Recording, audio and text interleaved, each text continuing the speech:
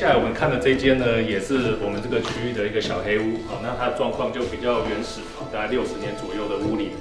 那你可以看得到地板磨损，然后这个屋子的结构，屋顶有漏水过。或许是房子采光先天不足，也可能是房梁较低的局促。走进这间湾区60年老屋，有种隐隐压迫感。在美国，这被叫做小黑屋。走路放轻脚步，木头地板回传的咯吱咯吱声响，得互相提醒，小心足下，以免哪个位置木头损毁而踩空。地板是这样，抬头看天花板没好到哪，一样因为漏水发霉的厉害。别以为我们是来探险，其实是来跟着看房。没有想到诚实揭露，还有这个故事得考量。以这间为例呢，因为屋主在屋内过世，然后数个礼拜之后，才被发现。但是即使是因为有这样的考量，但是因为它的地点还有它的这个房型是以独立屋的房型存在，所以竞价也有十几组的人在竞价。这间小黑屋不只自带故事，从外观到内装，可说是得全组打掉重来，却是10几组人竞标的超级抢手货。原本开价130万美金，最后成交150万，大约新台币4600万。对，1个礼拜我们它就喷顶了。是。这么近？对。一句老话，买房3要素，除了地点，地点还是地点。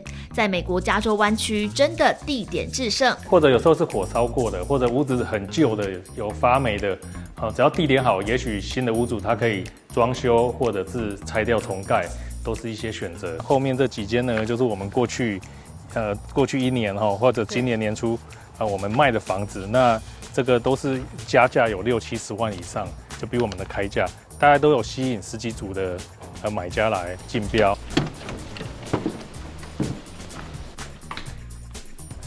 来到另一间小黑屋，屋内格局跟柜子陈设老旧到跟60年前居住时几乎没两样，扑面的灰尘让记者不时想打个喷嚏。光想着买下这一间，势必得再花一大笔装修费。翻新的价位看它有没有做增建如果只是室内的部分的话，我们预估这个价钱大概在20万美金左右，可以做好室内的翻修。这个房子是179，开价179，最后以213万成交，有15个竞标的买家，对。竞标这个对，标这个老房子，老屋最后比开价多了快20%成交，原因无他，还是地点太靠近这里。这一栋呢，就是传说中苹果太空梭的这个办公大楼。那这个地方是游客中心，那也因为苹果所在地，那也直接或间接的影响到我们当地的房地产市场。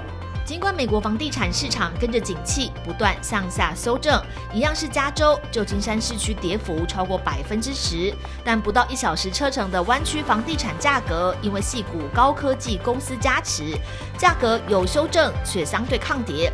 不止临近苹果公司的小黑屋卖得下叫，连700万美金等于2亿台币起跳的豪宅，也有这等好行情吗？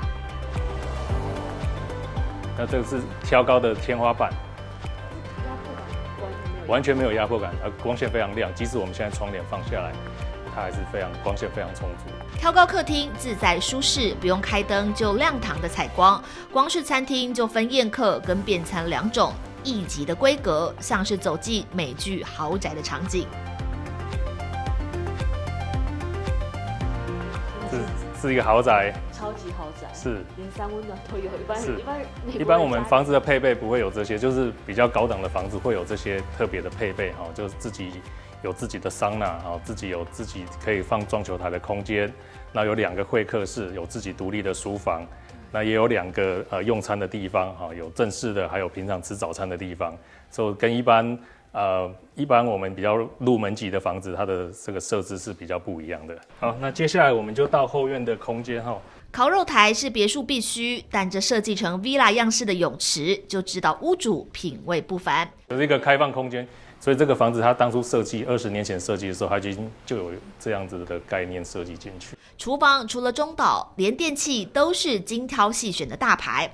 这些无法移动的电器，全都按规定给下一任屋主，还附赠电器保险。这种保险就是专门对于这个原来的电器已经过了这个 manufacturer 的 warranty 之后，那它所延续的一个保护，就是希望呢这个新购入的屋主不会因为在买房之后可能半年之内或者几个月之后发生这种电器故障的现象。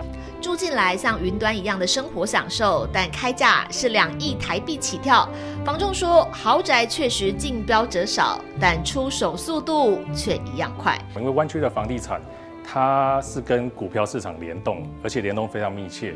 大概在几年前，房地产大概是落后这个股票市场6到8个月，但是最近几年来，它这个联动越来越密切，所以这个反应的时间甚至半个月到1个月左右，它就会反映在房地产的市场上。去年的下半年，乌俄战争开始之后，房地产冷却，那我们很多房子，即使它地点很好，或者是它学区很好，大家还是会有点稍微犹豫一下。当然，它最终都会在1两个礼拜就卖出。Green Valley Realty, how can I help you? 美国最抗跌保值的湾区地产，从小黑屋到奢华豪宅，只要一进市场，主打临近矽谷，靠近苹果，低价的靠近标，高价的靠股票，1、2周内成交都是基本款，也让湾区成为美国其他城市房产望尘莫及的镀金区。